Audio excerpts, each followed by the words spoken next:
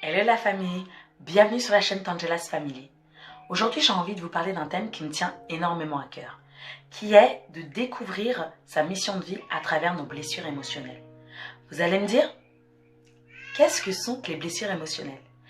Les blessures émotionnelles, ce sont des petits ou grands traumatismes, des expériences difficiles, douloureuses ou parfois banales, formées entre 0 et 6 ans et qui, si on ne les traite pas, on fait que les répéter et on garde les mêmes ressentis. Certains psys disent que on a tous des névroses et qu'on doit apprendre à vivre avec. Ma conviction, c'est qu'il faut travailler nos blessures émotionnelles. Pourquoi ? Parce que se laisser guider par nos blessures émotionnelles, c'est comme vivre dans le mensonge. Alors que travailler nos blessures émotionnelles, c'est vivre dans la vérité. À tout de suite.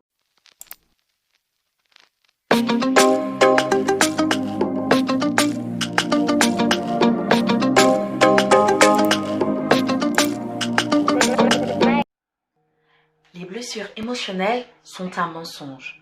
Pourquoi ? Parce que c'est la souffrance qui dicte nos choix en créant des croyances erronées et réductrices. Un exemple, un enfant qui voit sa mère souffrir à cause de son père peut rejeter quand il va grandir tous les hommes.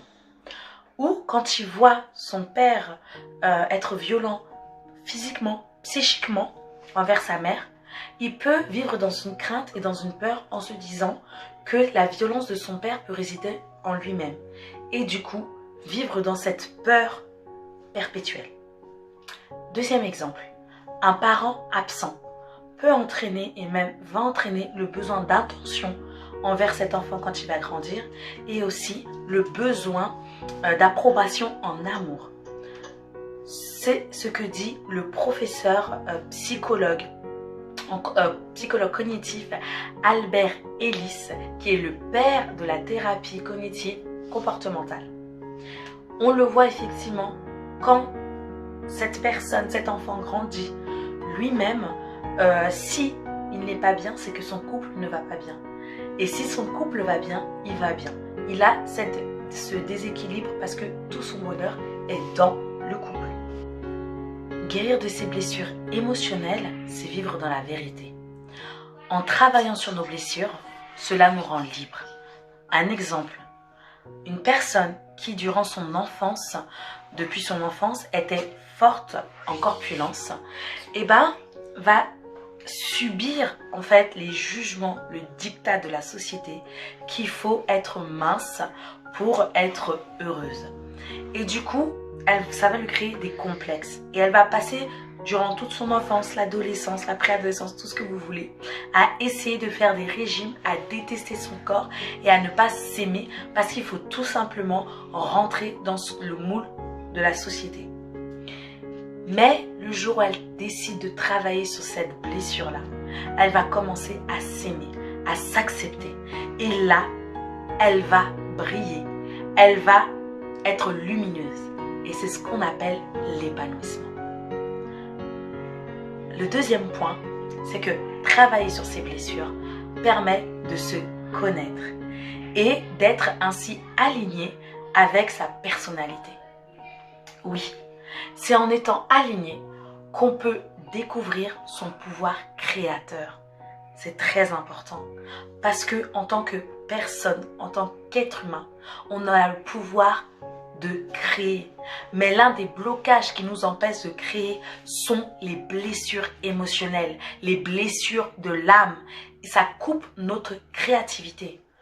Deuxième point, on peut découvrir sa mission de vie. Le pourquoi tu as été créé sur cette terre. Le pourquoi, on appelle ça ton appel, ta mission de vie, ton but sur cette terre. Et c'est en travaillant sur ces blessures que tu découvres cela. Pour conclure, il est important de travailler sur ces blessures émotionnelles pour 3 raisons. Première raison, connaître sa véritable identité. Oui, parce que lorsque tu es blessé, tu ne te connais pas parce que tu regardes à travers ta souffrance, à travers tes blessures. Mais une fois libéré, tu vois qui tu es, tel que Dieu t'a créé. Et tu vas commencer à laisser la vie, la lumière, Dieu prendre la place dans ton corps, dans ton âme et dans ton esprit. Et tu vas commencer à pouvoir créer, à pouvoir faire de belles choses. Parce que les blessures coupent ton pouvoir créateur. Et surtout, tu vas commencer à approprier tes rêves. À t'approprier tes rêves.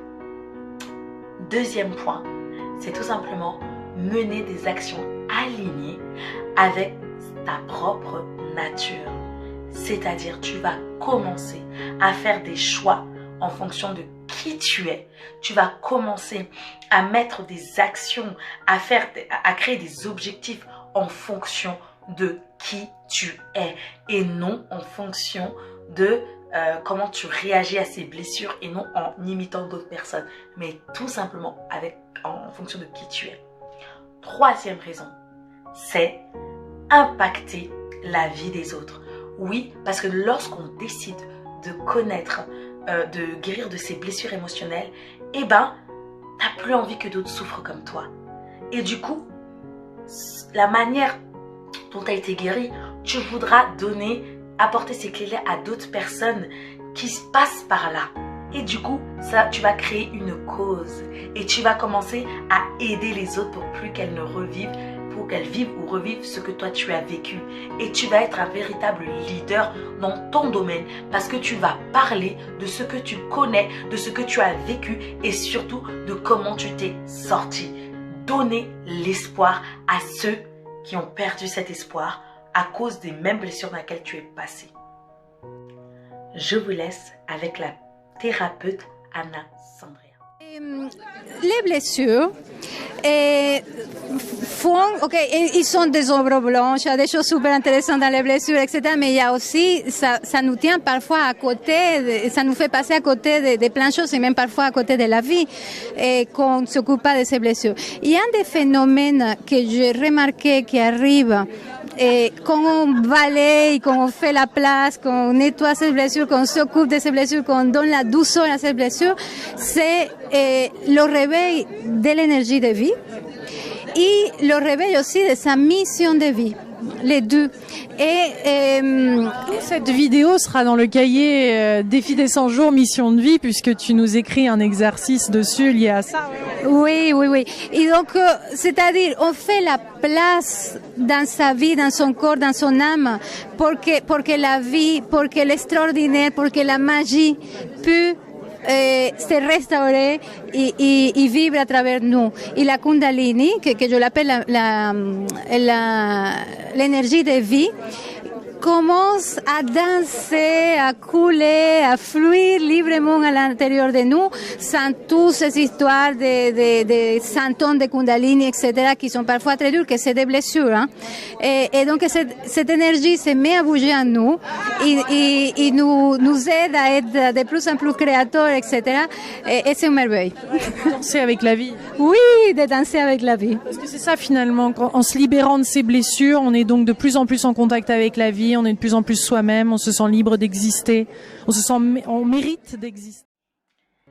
Si tu veux connaître ta mission de vie, commence par guérir de tes blessures. Et tu verras, tu finiras par danser avec la vie. Prends soin de toi, de ton couple et de ta famille. Je te dis à une prochaine vidéo.